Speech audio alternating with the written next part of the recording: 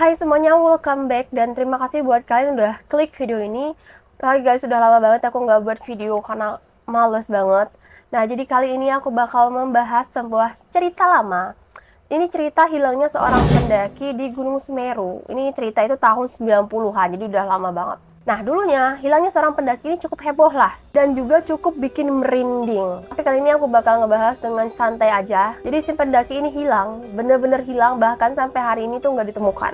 Nah guys, hilangnya seorang pendaki ini bermula di saat dia itu naik Gunung Semeru. Dia itu nggak sendirian nih bersama rombongan-rombongannya. Nah, Gunung Semeru ini adalah sebuah gunung yang tertinggi di Pulau Jawa. Tingginya itu 3.676 mdpl. Nah, buat yang belum pernah naik ke Gunung Semeru ini guys, Gunung Semeru ini dikatakan gunung yang cukup menarik ya, cukup unik gitu. Karena lingkungannya itu yang berubah-ubah di setiap pos. Dari sebuah danau tenang di Ranukumbolo, ladang oro-oro besar bahkan penuh dengan rumput ilalang, hutan cemara yang juga sangat gelap, dan juga sebuah kali mati yang sangat gersang tetapi sangat-sangat luas. Nah, di sana itu angin itu cukup kencang ya, sangat-sangat kencang malahan. Dan bahkan cuaca di Gunung Semeru ini bahkan bisa berubah-ubah setiap detiknya. Kadang cerah, kadang tiba-tiba berkabut pekat kayak di film-film horor gitu loh yang kayak amat seram. Nah, satu rombongan ini yang berisi satu orang yang hilang ini, mereka tuh melewati semua itu.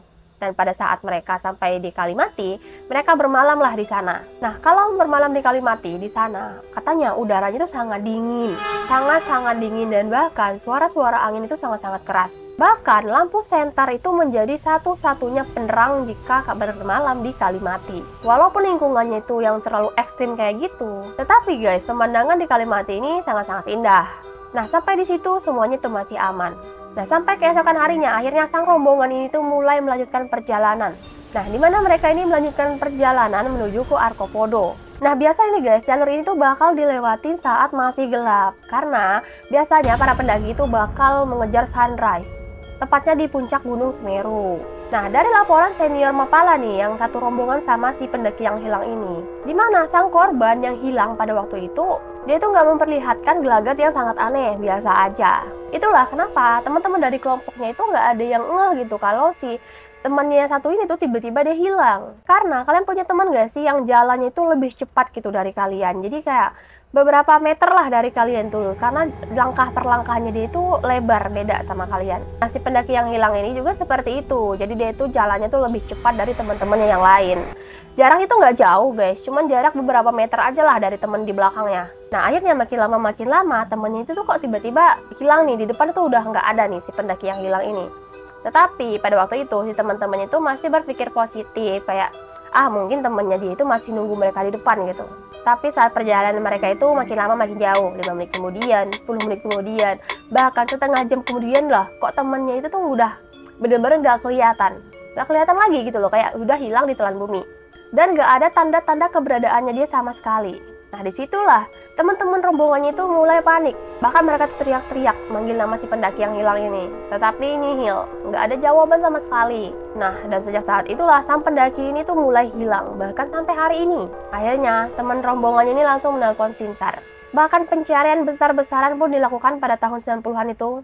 Relawan Mapala, Basarnas, masyarakat setempat, semua turun tangan buat mencari si pendaki yang hilang ini. Area sekitar Arkopodo, Klik, bahkan pencarian itu tidak hanya di bagian atasnya, bahkan bagian bawah. Sampai ke Lembah Kidang dan juga Ranukumbolo, mereka tuh sisir semuanya. Tapi pada saat itu tuh nihil guys, nggak ditemukan. Yang membuat pencarian itu mulai agak aneh nih, di mana hilangnya si pendaki ini tuh nggak ada tandanya sama sekali gitu, kayak jejak nggak ada, barang peninggalan pun nggak ada, apalagi jejak kaki, sobekan baju, tas ataupun sisa makanan yang dia makan pada waktu dia menghilang itu nggak ada sama sekali. Jadi keberadaan pendaki yang hilang ini tuh nggak ada petunjuk sama sekali. Jadi seakan-akan bahwa si korban nggak pernah lewat jalur situ, jalur manapun. Bahkan tim SAR yang melakukan pencarian pada waktu itu, mereka sampai menyusuri ke dasar-dasar jurang, tapi nihil.